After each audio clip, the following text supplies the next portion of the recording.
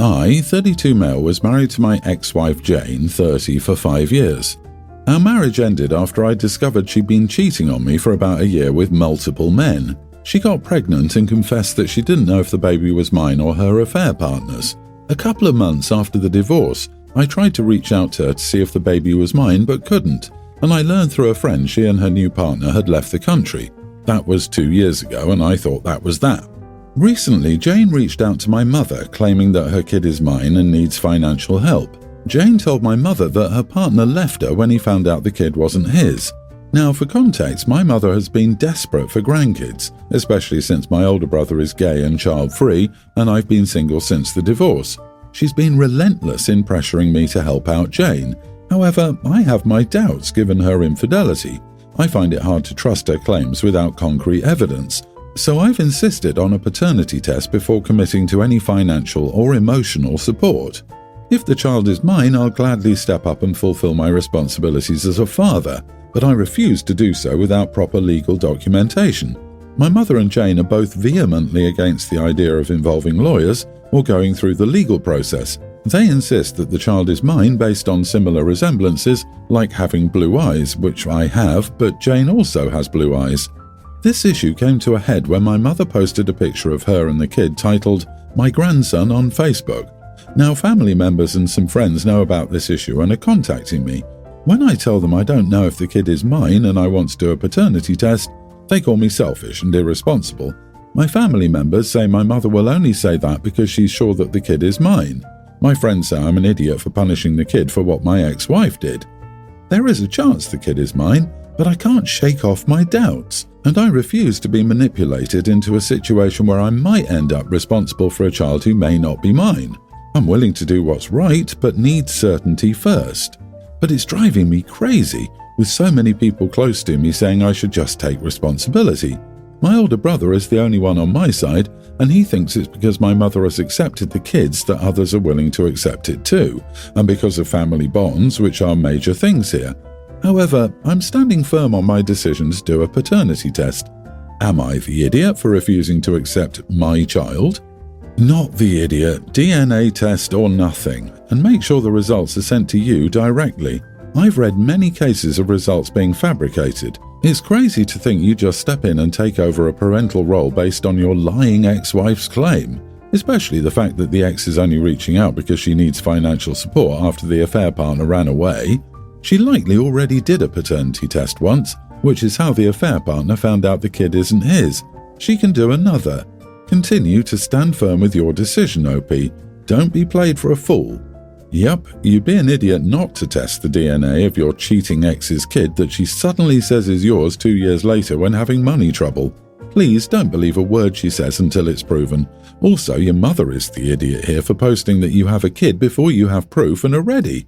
Even if the kid is yours, that's not right of her to do, and you need to find a way to make that clear to her. That is not her place at all. Let Grandma provide the financial support if she's so eager. It's still not your problem.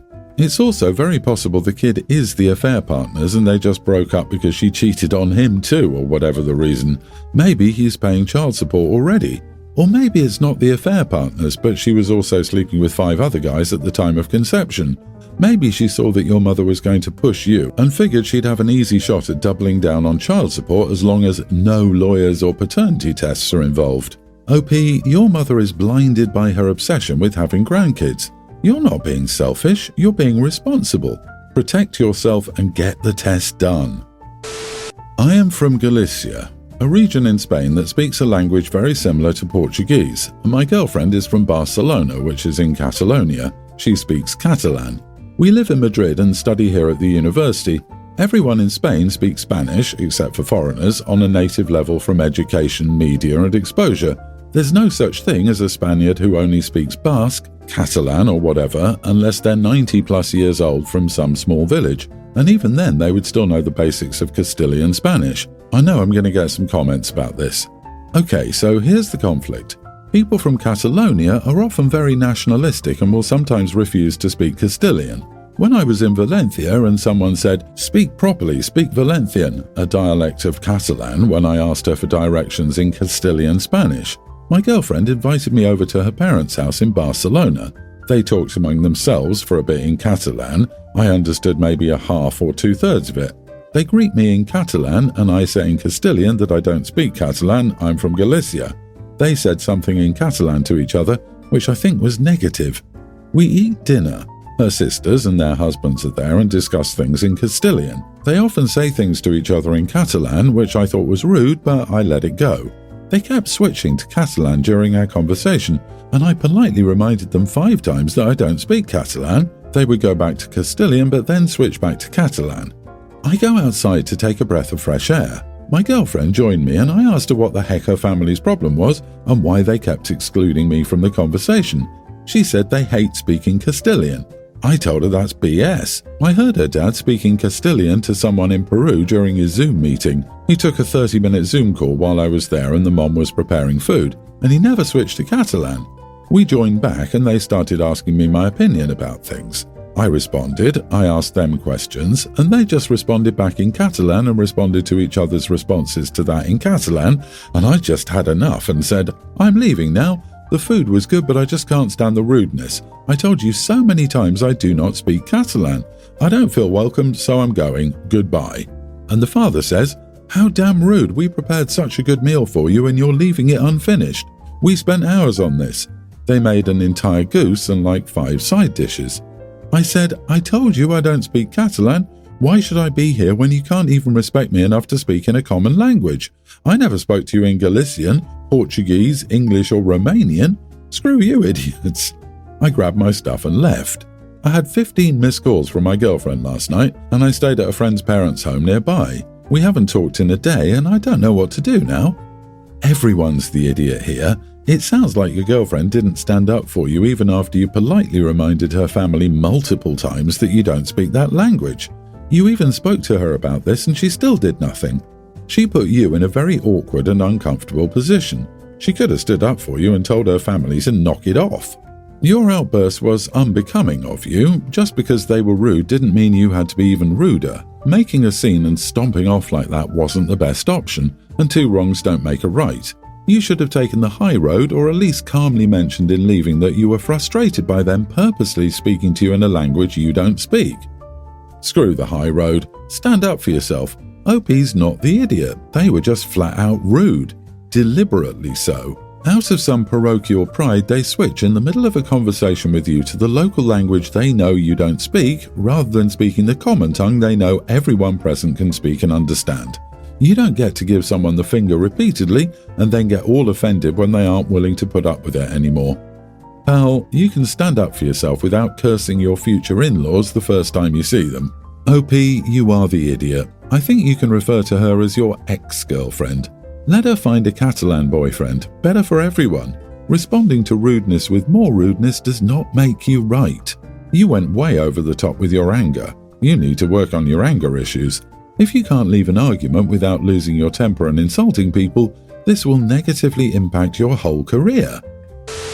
My dad owned 170 acres where he and my mom built my childhood home. 25 years ago, I was divorcing my toxic ex-husband and Dad gave me 60 acres of land. They moved my young children and me to my childhood home to live with them while they built my future house beside them. 5 years later, I asked my dad to set a price and allow me to pay him back. I did at a price Dad set below the land and house value, but at a price I could afford as a single mother. I purchased the land legally. I have the deed to the land in my name only. I've lived beside my parents for 24 years now. I have 2 sisters who live hours away. Both of my parents have recently died. Dad's trust states that every asset be divided equally between his 3 daughters.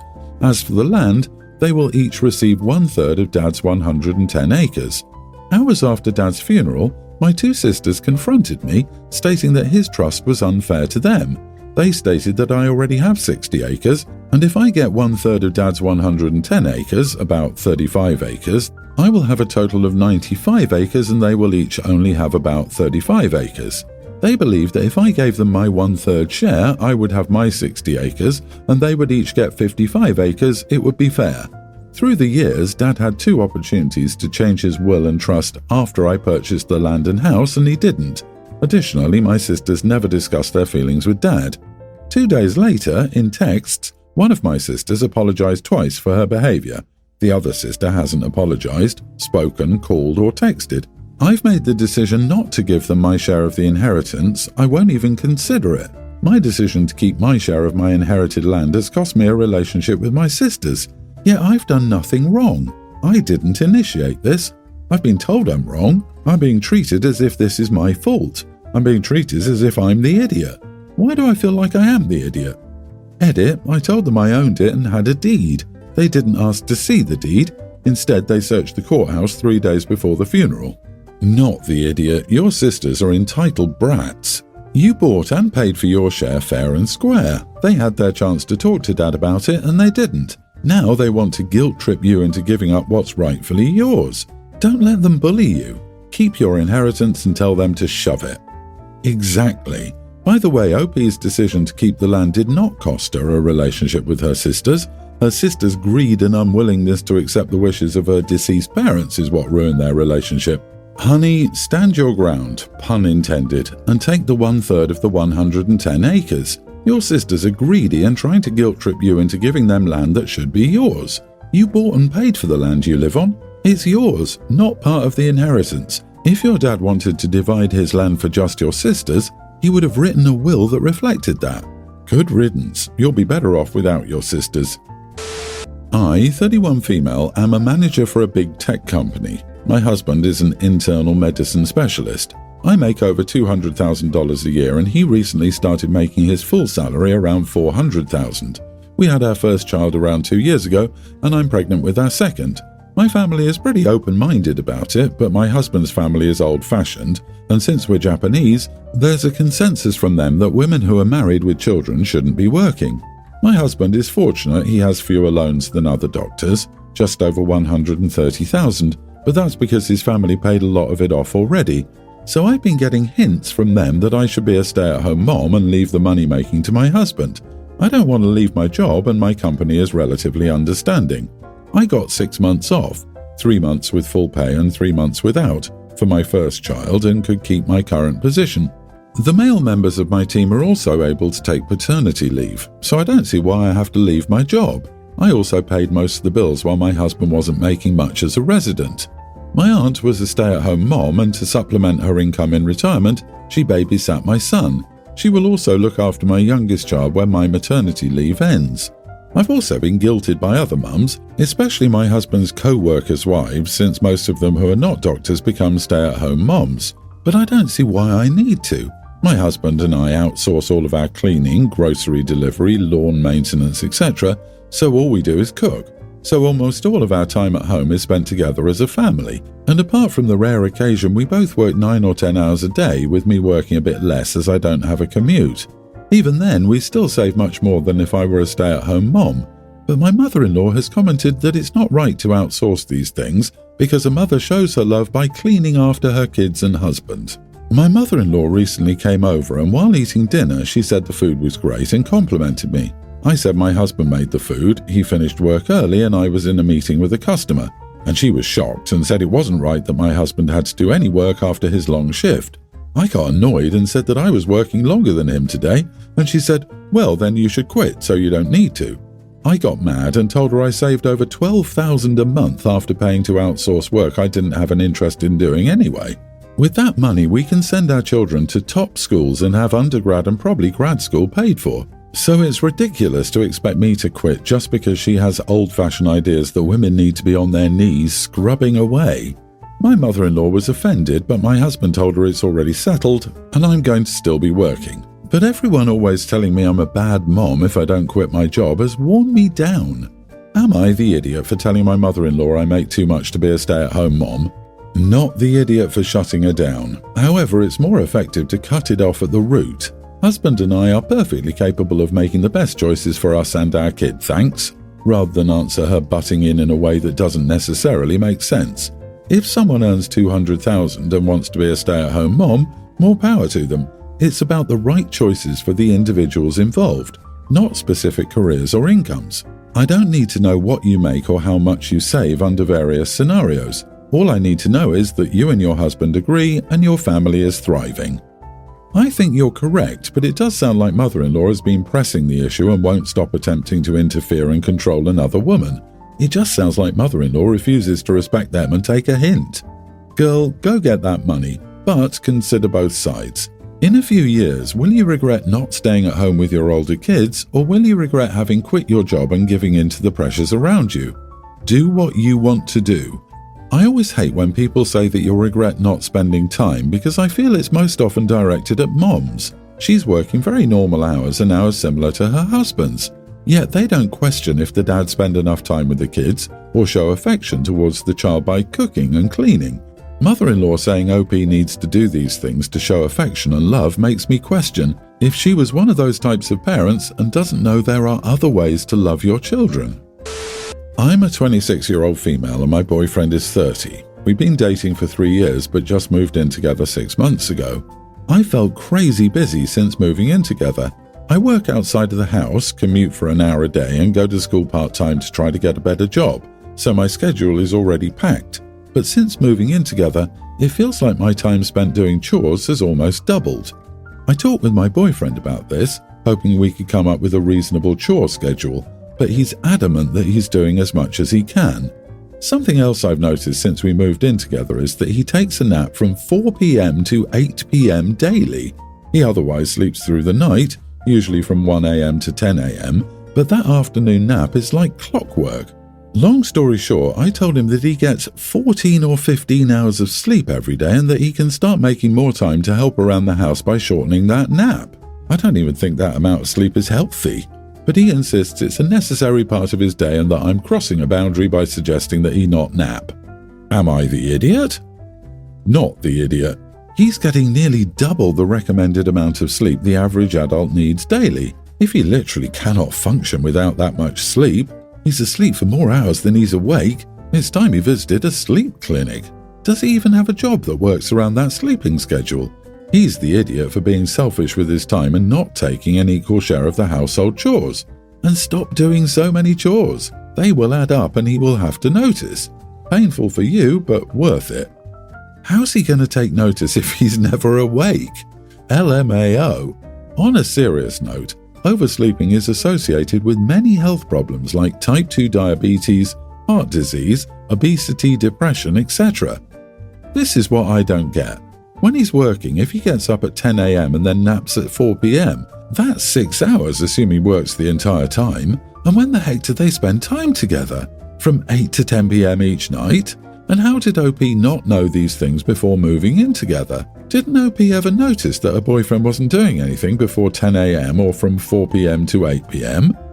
Nobody needs that much sleep outside of having a diagnosed medical condition.